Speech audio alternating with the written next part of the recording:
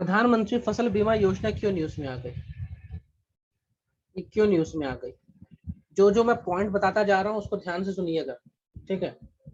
ये न्यूज में इसलिए आई कि 2016 में ये योजना आई थी, तो 2021 में इसने अपने 5 साल पूरे कर लिए, 5 ईयर्स सेलिब्रेशन था।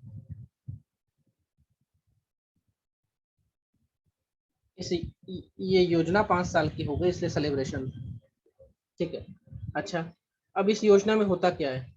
प्रधानमंत्री ने शुरू की है, इसका मतलब ये सेंट्रल गवर्नमेंट की स्कीम है।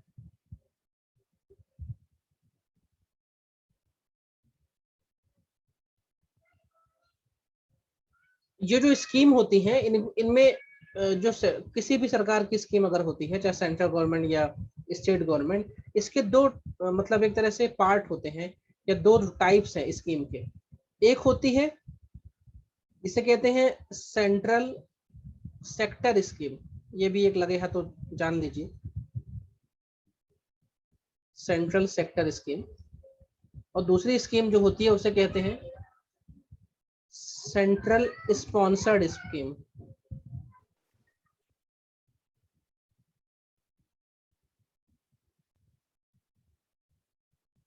सेंट्रल सेक्टर स्कीम और सेंट्रल स्पॉन्सर्ड स्कीम, इसका बेसिक जो अंतर है वो जान देख लीजिए आप। अगर कोई ऐसी योजना है इसके बारे में कहा जा रहा है कि उस सेंट्रल सेक्टर स्कीम है, इसके आगे स्कीम और जुड़ेगा, सेंट्रल सेक्टर स्कीम है, इसका मतलब कि ये जो स्कीम है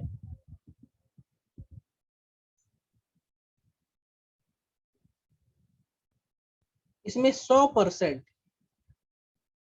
केंद्र सरकार ने पैसा लगा के रखा है। 100% केंद्र सरकार ने पैसा लगा के रखा है, राज्य सरकारों को 1 रुपया नहीं देना है। ऐसी स्कीम को कहा जाता है सेंट्रल सेक्टर स्कीम या सेंटर सेक्टर स्कीम, ठीक है, क्योंकि उसके ये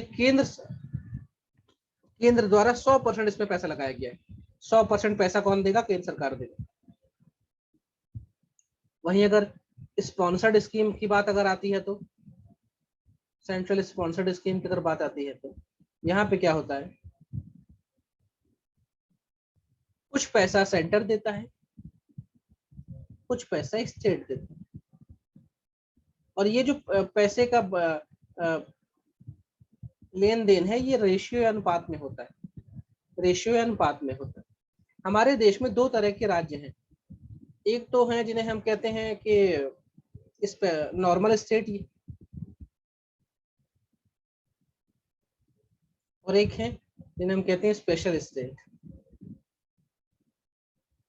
ये मैं प्रधानमंत्री फसल बीमा योजना के बीच में इसलिए ऐसा बता रहा हूँ कि कभी ना कभी तो मुझे बताना ही था किसी ना किसी योजना के तहत। तो मेरे देश में दो तरह के राज्य, जैसे आप जिस राज्य में हैं, एमपी एक नॉर्मल स्टेट है, लेकिन जो नॉर्थ ईस्ट के स्टेट हैं और जो हिली स्टेट हैं या कि हिमालयन जो बेल्ट वाले हैं, इनको इनको स्पेशल स्टेट की कैटेगरी में रखा जाता है। तो जब नॉर्मल स्टेट में कोई सेंटर स्पॉन्सर्ड स्कीम चलती है, तो जितना भी पैसा खर्च होता है उसमें 50% केंद्र देगा और 50% राज्य देगा, यानी आधा आधा। 10 रुपया खर्च हो रहा है तो 5 रुपए केंद्र सरकार दे देगी, 5 रुपए राज्य सरकार देगी।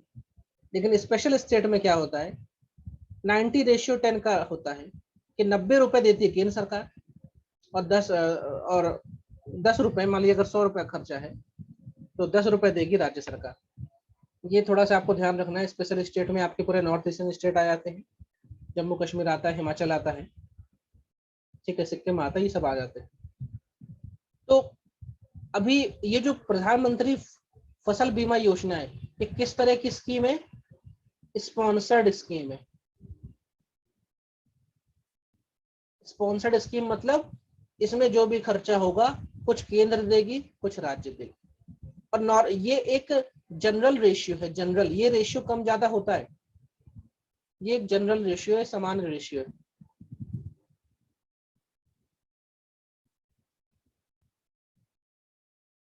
ये एक सामान्य रेशियो है।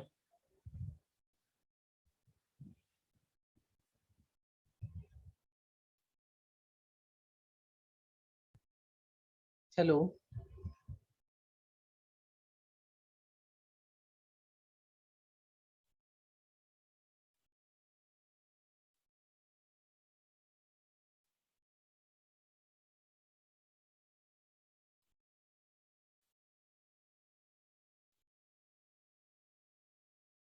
मेरी आवाज आ रही है? Yes sir. Yes.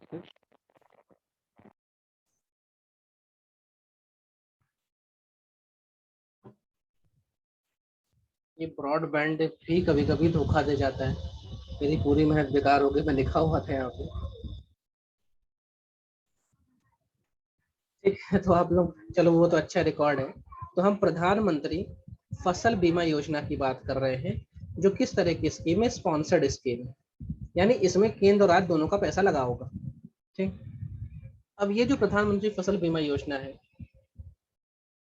अब यहाँ पे आप देखिए क्या शब्द आ रहा है, फसल का बीमा योजना, फसल यानी क्रॉप। तो ये एक इंश्योरेंस स्कीम है। किस प्रकार की स्कीम है? ये इंश्योरेंस स्कीम है।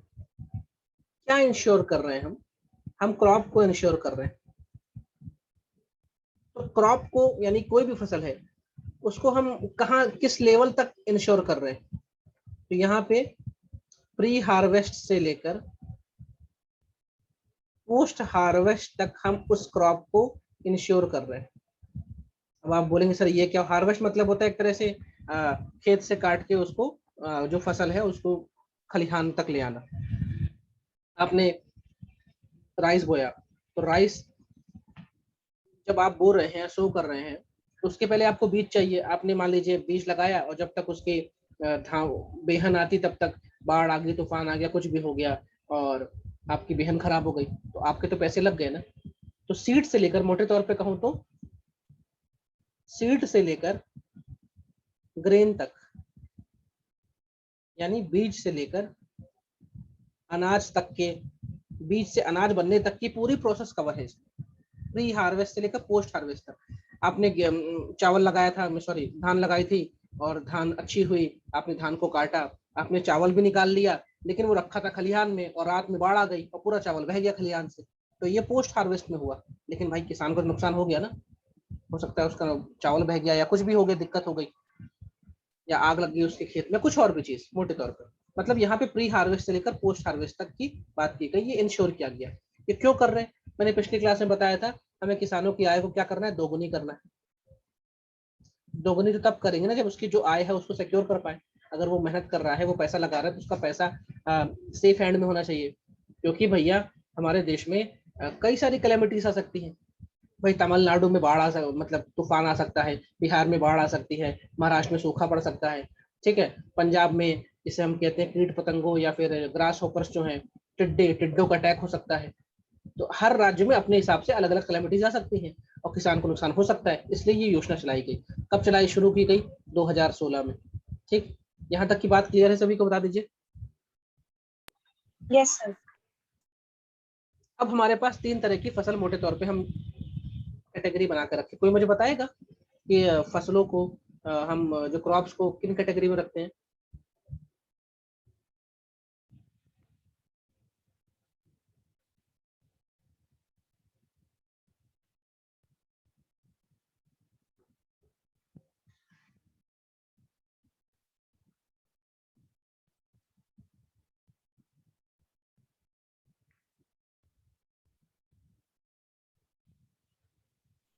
ठीक है, हमने तीन कैटेगरी में रखा, इन्हीं को जायद भी कहते हैं। खरीफ की फसल क्या है, रबी की फसल क्या है, नकदी या कमर्शियल फसल क्या है, ये मैं आपको नहीं बताऊंगा, आप लोगों को सब पता होगा। ठीक है, अब खरीफ की एक एग्जांपल में लिख देता हूँ। खरीफ की फसल में मैंने लिख दिया राइस, रबी में मैंने लिख दिया गेहूं या वीट, और नकदी में मैंने लिख दिया वेजिटेबल्स, सब्जी। अब भाई है तो हर चीज फसल ही है, और किसान ने लगाई है और किसान को नुकसान हो जाता है, तो भाई वो हम किसान की आय दुगनी कैसे कर पाएंगे? तो ये बोला गया एक इंश्योरेंस स्कीम है। अब अगर इंश्योरेंस स्कीम है तो इसमें प्रीमियम भी आएगा, इसमें प्रीमियम भी आएगा। तो प्रीमियम जो आएगा तो वो कौन भरेगा? प्रीमियम आएगा, प्रीमियम भरना पड़ेगा। और ये जो इंश्योर्ड किया है, यानी जो हमें एक तरह से एजेंसीज हैं, इंश्योरेंस एजेंसीज हैं, ठीक है, वो उनको हमने प्रीमियम दिया, और अगर हमारी फसल उम्मीद अनुसार नहीं हुई या उसमें कोई भी दिक्कत हुई, तो हमारी जो भी घाटा लगेगा वो किसान को दिया जाएगा। तो यहाँ पे पहले बात कर लेते प्रीमियम की। तो जो खरीफ क्रॉप्स होती हैं वहां पे किसान 2% प्रीमियम देता है, ये सब चीज फैक्ट है। खरीफ में कितना, अब किसान फार्मर कितना देगा, 2% प्रीमियम। राबी में कितना देगा, 1.5%। और नकदी में कितना देगा, 5%। ये किसान देगा, फार्मर देगा। अब ऐसा नहीं कि भाई प्रीमियम सिर्फ 2% लग रहा है, ये क्या है 2%। जैसे मान लीजिए 1 लाख रुपए का आपने प्रीमियम वो मतलब इंश्योरेंस कराया है, तो उसका 2% कितना होगा, 2,000 रुपए। ठीक है, अब ये किसान देगा। लेकिन ऐसा नहीं कि सिर्फ 2% ही प्रीमियम होगा, हो सकता है एक्चुअल प्रीमियम हो 8%, हो सकता हो एक्चुअल प्रीमियम कितना हो 8%। इन किसान ने कितना दिया, सिर्फ और सिर्फ 2%। तो बाकी बचा जो 6% है वो कौन देगा। तो बाकी बचा जो 6% है ना,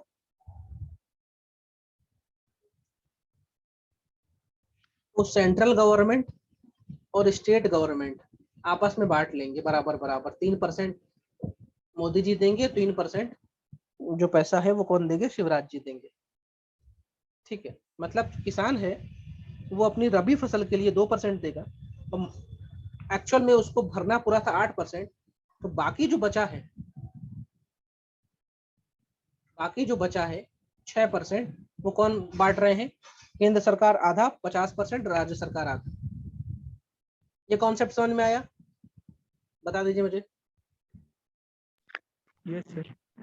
ऐसा राबी में भी होगा और ऐसा नकदी में भी होगा। जो बचेगा, एक किसान तो इतना ही देगा, लेकिन जो बचा है वो केंद्र और राज्य सरकार बराबर बराबर बांटते हैं। ठीक है, मतलब वो बाका बचा पैसा केंद्र सरकार राज्य सरकार भरती है। और किसान जो है उसकी फसल अगर खराब होती है उस तो उसका भरपाई, उसका घाटा कौन पूरा करती है, ये एजेंसियां पूरी करती है। एजेंसी मतलब भाई इंश्योरेंस कंपनी तो बहुत सारी हमारे देश में। तो ये एजेंसियां जो है जिनको ये प्रीमियम मिला है वो घाटा किसको देंगी, किसान को देंगी। अब सवाल ये है कि भैया किसान को घाटा हो गया तो कैसे पता चलेगा घाटा हो गया, और दूसरा कौन तय करेगा कि कौन सी एजेंसी से इंश्योरेंस कराना है। तीसरी बात, क्या ये जो योजना है ये कंपलसरी है कि वॉलेंटरी है, क्या है, ये चीज देखते हैं ना। ये जो मैंने अभी आपको ये समझाया है, एक फसल बीमा योजना है जिसमें किसान की जो फसल है उसको इंश्योर किया गया है, सिक्योर किया गया है। और 2% वो देगा खरीफ में, राबी में 1.5% देगा, और जो नकदी है फसल है जायद तो उसमें 5% देगा। बाकी जो बचा हुआ प्रीमियम है वो आधा आधा बांटेंगे केंद्र और राज्य सरकार। ठीक है, ये बातें हमने अभी तक देख ली। अब मैं इस ये जो चार्ट है या मतलब पेज है इसको मैं क्लियर कर रहा हूँ।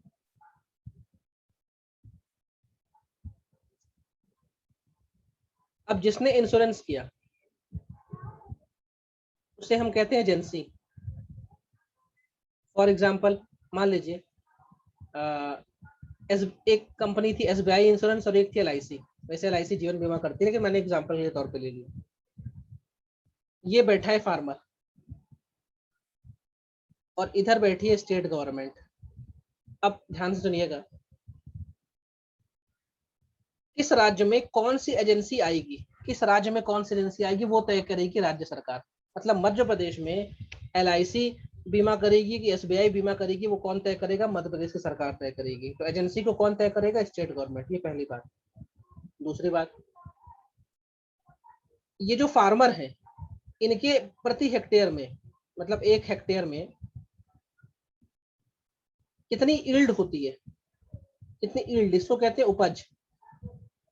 इसका सर्वे भी कौन कराएगा, राज्य सरकार करवाएगी। भाई राज्य सरकार के अधीन पटवारी होती है, पटवारी को पता रहता है कि रामलाल के खेत में क्या लगा है, और पिछले साल इस खेत में मान लीजिए रामलाल है और रामलाल के खेत में धान लगी है, यानी क्या लगा है, राइस लगा हुआ है, ये चावल लगा हुआ है। अब पता है, उस पटवारी को पता है कि 1 हेक्टेयर में पिछले साल रामलाल को कितना धान हुआ था, कितना चावल हुआ था, वो सब रिकॉर्ड में दर्ज है। यहाँ पे मैं ये बोल रहा हूँ कौन सी एजेंसी इंश्योरेंस करेगी वो भी राज्य सरकार तय करेगी, और हर किसान के 1 हेक्टेयर खेत में या उसके पास जो भी खेत है उसमें कितनी उपज हो रही वो भी कौन चेक करेगा, यानी कौन सर्वे करा रहा है, राज्य सरकार सर्वे करा रही। और ये सर्वे करा के ये जो सर्वे रिपोर्ट है ये राज्य सरकार किसको देगी, एजेंसी को देगी, 2 महीने के अंदर, 2 मंथ के अंदर देगी। भाई सिंपल सी बात है, मान लीजिए मैं आप LIC के हेड है, आपको ठेका मिला कि मध्य प्रदेश में प्रधानमंत्री फसल बीमा योजना के तहत आपको इंश्योरेंस कराना है। तो आपको पता होना चाहिए ना कि भाई मध्य प्रदेश में कितने किसान हैं, और अगर अगर इन किसानों को घाटा लगा तो मुझे कितना रुपए इनको देना पड़ेगा, क्योंकि आप एजेंसी हो तो एजेंसी को पता होना चाहिए ना सर्वे के माध्यम से कि इस बार इस राज्य में कितने किसानों ने कितनी रकम का अनाज के लिए इन लोगों ने काम किया है, कितनी रकम का गेहूं लगाया हुए, सॉरी बीज लगाया है, कितनी अपनी इनपुट दी है। मतलब ये सर्वे कौन कराएगा? राज्य सरकार। और ये सर्वे रिपोर्ट किसको मिलनी है? विदिन 2 मंथ एजेंसी को मिलनी है। ठीक है, क्योंकि अगर 2 महीने के अंदर आप नहीं बताएंगे, क्योंकि भाई एक फसल को मुश्किल से 3 से 3.5 महीने लगता है बीज से अनाज बनने में, और इसलिए 2 महीने का टाइम पीरियड रखा गया कि मान लीजिए रामलाल ने धान लगाया था, तो ये जो पटवारी है उसने रिपोर्ट बना के राज्य स्तर में वो पूरी रिपोर्ट बन गई, कंपाइल हो गई, उस रिपोर्ट को दे दो एजेंसी को, LIC को पता रहे कि रामलाल के खेत में धान लगा है और कुल कितने रुपए का धान लगा है, मान लीजिए 40,000 रुपए का धान लगा है फॉर एग्जाम्पल। अब 40,000 का धान लगाए और जब वो धान उसने निकाला बेचा तो मालूम चला कि भैया पानी आ गया था, कुछ और दिक्कत आ गई थी, इसलिए उसका धान आधा सड़ गया और उसने सिर्फ बेचा 30,000 रुपए का उसका धान बिका, लेकिन उसने खर्च कितना किया था? 40,000 रुपए। तो बचा जो 10,000 रुपए है, जो बचा 10,000 रुपए है, ये एजेंसी ये 10,000 रुपए किसको दे देगी? रामलाल को दे देगी। ठीक है, तो ये तब दे पाएगी ना जब इनके पास ये सर्वे रिपोर्ट पहुंची और उनको पता हो कि इस राज्य में कितने किसानों ने क्या क्या लगाया और कितनी रकम का लगाया। तो ये पूरा एक तरह से इंटरकनेक्शन है कि भाई किसान क्या लगा रहा है, राज्य सरकार को पता होना चाहिए, और राज्य सरकार वो जो भी चीज लगा रहा है सर्वे करवा के विदिन 2 मंथ्स वो सर्वे एजेंसी को दे दे, और एजेंसी को पता रहे कि हम जिस राज्य में ये योजना चला रहे हैं, यानी हमको प्रीमियम मिला हुआ है, उस प्रीमियम के बदले में अगर कहीं पाला पड़ा, कहीं अगर भूकंप आया, कहीं अगर सुनामी आई, कहीं पे अगर तूफान आया, कहीं अगर बाढ़ आई, कहीं अगर टिड्डों का अटैक हुआ, कहीं कुछ अगर आया, मतलब कैसी कैलेमिटीज आई? अनअवॉइडेबल, ये शब्द पे ध्यान रखना, कैसी कैलेमिटीज आई? अनअवॉइडेबल कैलेमिटीज इसे कहते हैं। कैलेमिटीज मतलब होती है दिक्कत, या जिसे कहते हैं आपदा। अनअवॉइडेबल मतलब होता है जिसको रोका ना जा सके। भाई सुनामी आ रही तो उसको रोक नहीं सकते, ऐसा नहीं कि हाथ लगा दिया भाई सुनामी रुक जा, कि तूफान आ रहा है तो रोक, है ना।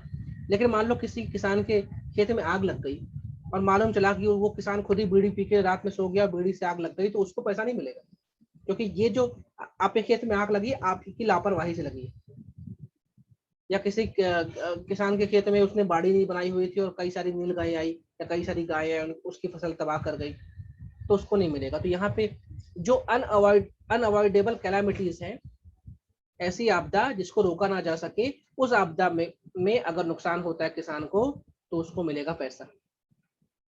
ये सब कीवर्ड्स ध्यान रखिएगा। अनअवॉइडेबल कैलामिटीज मतलब जो आपदाओं को रोका ना जा सके उसी के एवज में पैसा मिलेगा। ऐसी कोई चीज जिससे किसान का अहित हुआ है लेकिन वो उसकी ही गलती है या मानवीय भूल है, ह्यूमन की एरर है, तो उसमें उसको पैसा नहीं मिलेगा। लेकिन यहाँ पे ध्यान रखिएगा जो राज्य सरकार है वो इंडिपेंडेंट है, वो स्वतंत्र है एजेंसी को तय करने के लिए, और राज्य सरकार के सामने कंपल्शन है कि 2 महीने के अंदर पूरी सर्वे करा के किस किसान ने क्या लगाया है सर्वे करा के एजेंसी को पकड़ा दे। इससे एजेंसी को पता रहे कि अगर कोई दिक्कत आ गई तो हमें कितना रुपए इनको देना पड़ेगा। यहाँ तक की बात क्लियर सभी को बता दीजिए। Yes sir. अब सवाल है कि जो प्रधानमंत्री फसल बीमा योजना है ये क्या सभी फार्मर के लिए कंपलसरी है क्या,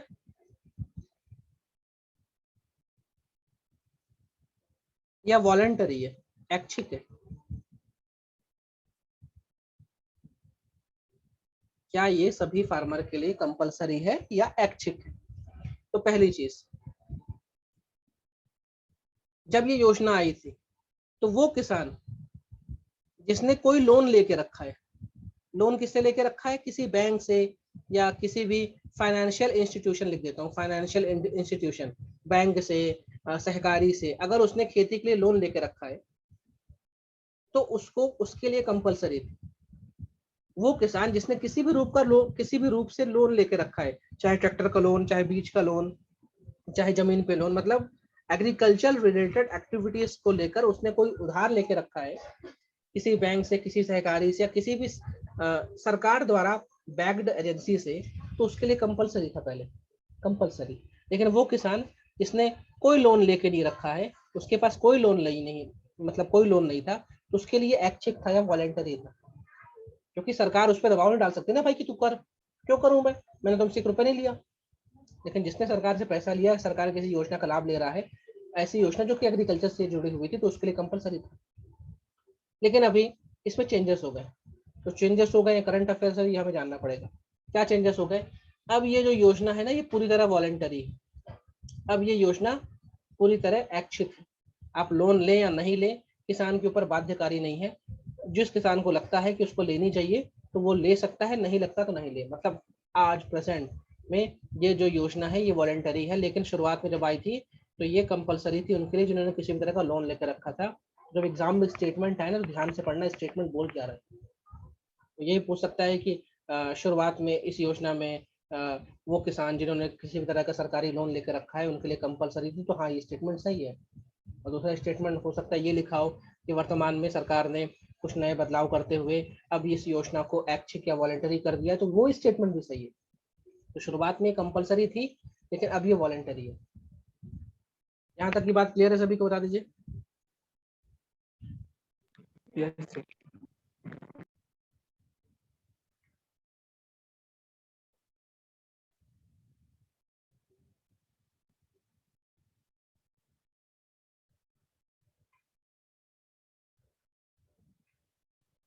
अब ये जो प्रधानमंत्री फसल बीमा योजना में अभी मैंने आपको ये बताया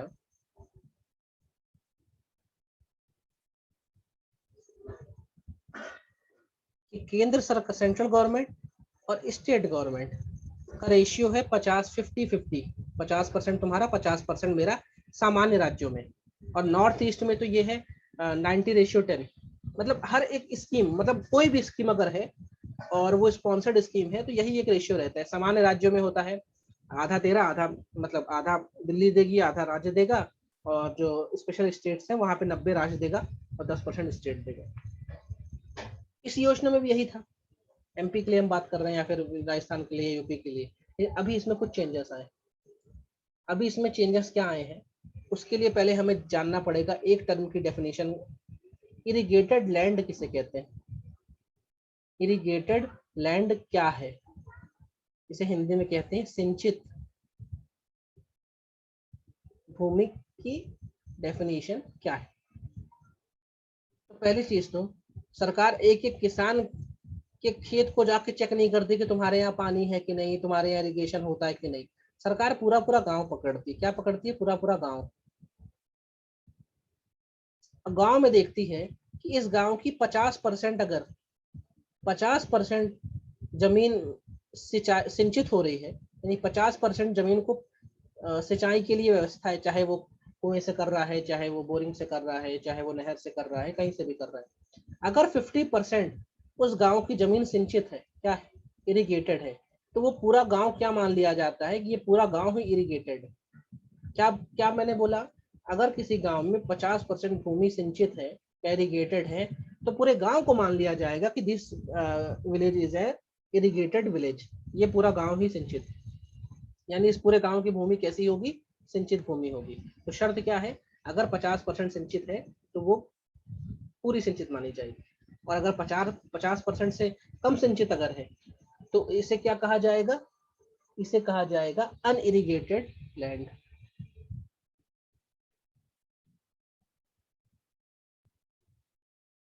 ठीक, ये डेफिनेशन आप ध्यान रखिएगा। अब मैं बोल रहा हूँ कि अभी वर्तमान में कुछ चेंजेस हुए हैं। भाई ये योजना 2016 की है, लेकिन अभी क्या चेंजेस हुए ये मैं ध्यान रखूँ। अभी तक ये चल रहा था कि भैया जो बचा प्रीमियम था, लेफ्ट प्रीमियम, ध्यान रखिएगा, ये बचा हुआ प्रीमियम, लेफ्ट लेफ्ट प्रीमियम की बात हो रही है। बचे हुए प्रीमियम का आधा आधा कर रहे हैं, क्योंकि कुछ प्रीमियम तो किसान भी दे रहा था ना। खरीफ में 2% दे रहा है, रबी में 1.5% दे रहा है, और जायद क्रॉप से, कमर्शियल क्रॉप से 5% दे रहा है। रिमेनिंग जो प्रीमियम है उसमें 50-50 चल रहा था। अब सरकार ने चेंज किया है। क्या चेंज किया है? इन्होंने 2 कैटेगरी बनाई है। पहली कैटेगरी कैसी है? पहली कैटेगरी है सिंचित भूमि के हिसाब से, यानी इरिगेटेड लैंड। दूसरी वाली है असिंचित या अनइरिगेटेड लैंड।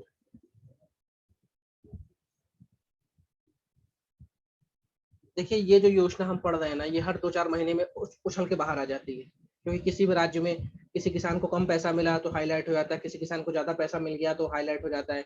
कुछ कुछ किसानों के घर में तो मतलब 5-5 रुपए के चेक जाते हैं, 2.5 रुपए के चेक भी जाते हैं इस योजना के तहत, तो हाईलाइट होती रहती है। इसलिए हमें इसके बारे में सब कुछ जानना जरूरी है। प्री मेंस इंटरव्यू सबके लिए है, ठीक है। तो इन्होंने अभी अभी केंद्र सरकार ने क्या किया है, ये चेंजेस किसने किए, सेंट्रल गवर्नमेंट ने क्या किया, ये हमें जानना है। अभी तक हम ये देख रहे थे सेंट्रल गवर्नमेंट बचे हुए प्रीमियम का 50% दे रही थी, मतलब दे रही थी अपनी जेब से, और राज्य 50% दे रही थी। अब सरकार ने बोला कि मैं 50% नहीं दूंगी। केंद्र सरकार ने बोला है कि मैं जो सिंचित भूमि है उसका सिर्फ 25% दूंगी। तो बाकी बचा हुआ 75 कौन देगा, राज्य सरकार देगी। भाई 25 ही दे रहे हो ना तुम, 50 से तुम किस में चले गए, 25 चले गए। और जो असिंचित भूमि है, अनइरिगेटेड लैंड, इसमें मैं 30% ही दूंगा, और बाकी 70% कौन देगा, राज्य सरकार देगी। पहले बराबर बराबर था, देखिए अब यहाँ पे इन्होंने बोला हम 25% ही देंगे और हम 30 देंगे। इसका मतलब केंद्र सरकार का रुझान हट रहा है इससे, और राज्य सरकार पे लोड डाल रही है, राज्य सरकार का भी दिमाग हटेगा, ठीक है। क्या हो, ये सब इश्यूज आएंगे, यही सब इश्यूज है। तो ये जो नया इन्होंने बदलाव किया है स्लैब में, ये क्लियर हुआ सभी को, बता दीजिए। Yes sir. Yes, sir. तो इसका मतलब ये हो रहा है कि केंद्र सरकार अब अपना जो हिस्सा है वो कम कर रही है, राज्य सरकार पे बोझ ज्यादा पड़ेगा प्रधानमंत्री फसल बीमा योजना पे। और नाम क्या है, प्रधानमंत्री, लेकिन बोझ किस पर पड़ रहा है, मुख्यमंत्री पर। खैर,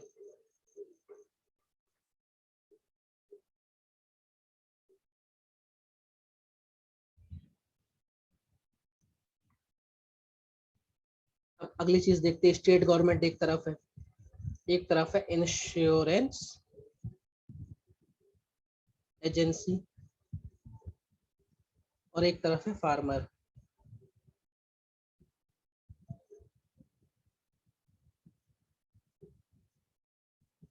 स्टेट गवर्नमेंट इसको रिपोर्ट देगा। उस रिपोर्ट में ये रहेगा कि हमारे किसानों ने क्या क्या उगाया है, क्या क्या बोया है। और पहले तो ये रिपोर्ट देगा कि क्या क्या कितनी उपज होनी चाहिए, यानी कितनी ईल्ड होनी चाहिए, ईल्ड कितनी होनी चाहिए, ईल्ड शुड बी,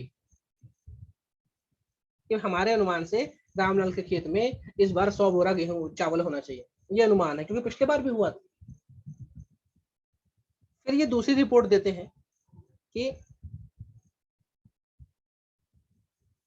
दूसरी रिपोर्ट में क्या होता है, लेकिन असल में कितनी ईल्ड इज, असल में कितना बोरा हुआ।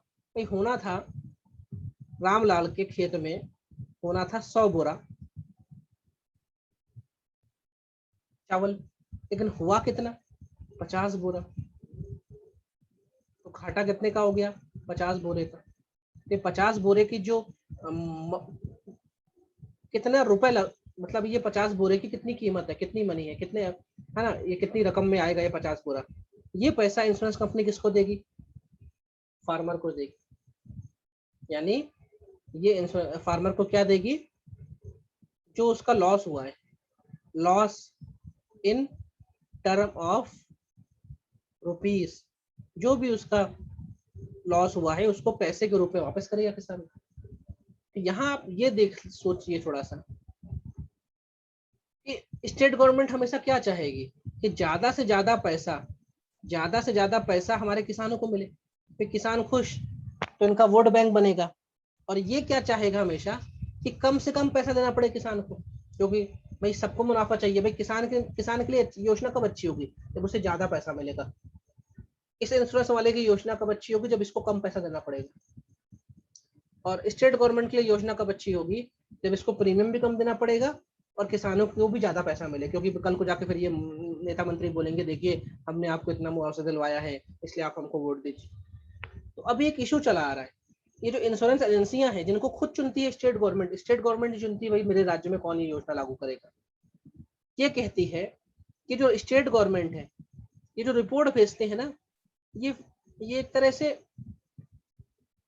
फ्लॉड रिपोर्ट भेजते हैं। फ्लॉड मतलब होता है गलत। हो सकता है रामलाल के खेत में सिर्फ 10 ही बोरा गेहूं होता हो, लेकिन जानबूझ के 100 बोरा लिखवा देते हैं कि रामलाल को पैसा मिले और हम बर्बाद हो जाए। तो इंश्योरेंस कंपनी ये रिपोर्ट मतलब ये आरोप लगाती है, राज्य सरकारों पर लगाने लगी है 1-2 साल से, कि आपकी जो रिपोर्ट है ना कुछ ज्यादा ही हाइप रहती है, एक्सेसरेट ज्यादा रहती है। इतनी तो उपज ही नहीं होती जितना आप अपना सर्वे करवा के हमको बोल देते हैं, और उस वजह से हमको बहुत पैसा देना पड़ता है।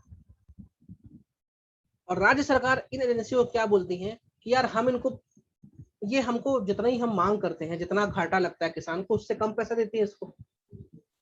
तो राज्य सरकार इन एजेंसियों पे क्या आरोप लगा रहे हैं कि आप जितना लॉस होता है उस हिसाब से कम पैसा किसान को देते हैं। और ये एजेंसियां जो हैं इंश्योरेंस वाली, वो राज्य सरकार पे क्या आरोप लगा रही हैं कि ये जानबूझकर कुछ ज्यादा ही उपज दिखाते हैं कि कागजों में कि हमें ज्यादा पैसा पे करना पड़े घाटे के रूप में किसानों को। तो ये थोड़ा आरोप प्रत्यारोप चले आ रहे हैं। दूसरा, इस बीच में क्या हो रहा है, मैंने बोला था 2 महीने का सिर्फ समय है इनके पास, 2 महीने का।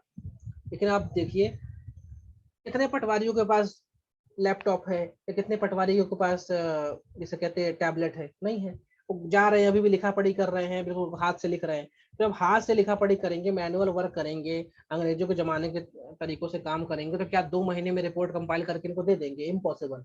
और अगर 2 महीने में नहीं देते हैं तो ये जो इंश्योरेंस एजेंसियां होती हैं, ये फिर ये जो पैसा है मुआवजा, या फिर जिसे हम कहते हैं लमसम अमाउंट, ये देने में आनाकानी करती हैं, लेट करती हैं। भाई किसान को मिल जाना चाहिए, मिल ही नहीं रहा है, पता चल रहा है क्यों नहीं मिल रहा है, राज्य सरकार ने रिपोर्ट ही नहीं दी है। राज्य सरकार ने रिपोर्ट क्यों नहीं दी है? भाई उनका जो सरकारी अमला है वो अभी भी लिखा पढ़ी वाला काम कर रहा है। तो यहाँ पे एक शब्द आया है, स्मार्ट सैंपलिंग टेक्निक।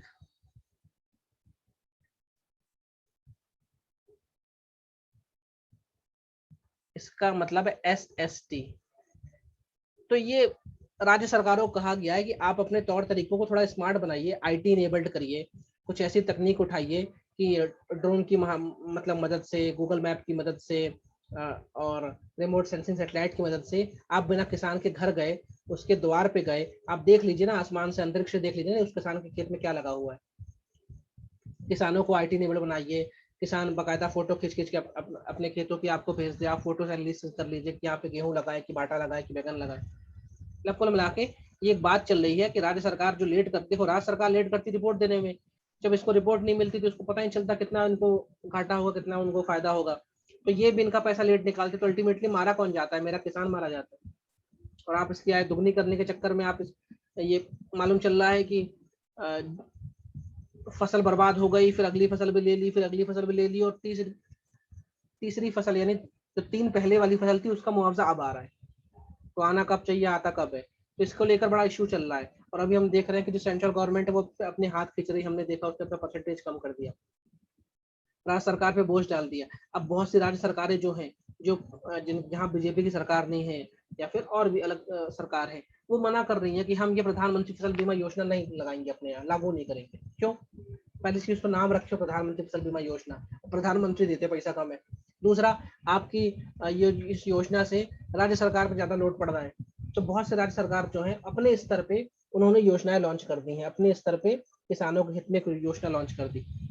ठीक है, तो ये भी इशू चल रहा है। बहुत सी स्टेट गवर्नमेंट है वो इस योजना को अब 5वें साल में ज्यादा बढ़ावा नहीं देना चाह रही, बोल रही कि हाँ हमें इसको कंटिन्यू नहीं कर रहा है। और इस बार तो हद ये हो गई कि 32%, जैसे अभी क्या सरकार ने बोला कि जो ये जो योजना है ये वॉलंटरी है, मतलब ऐच्छिक है।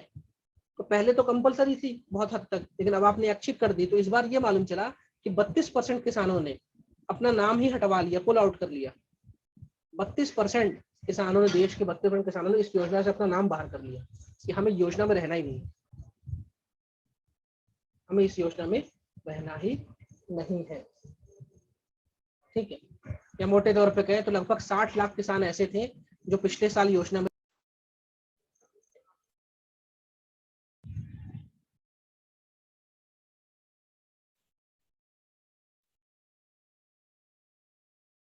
हेलो,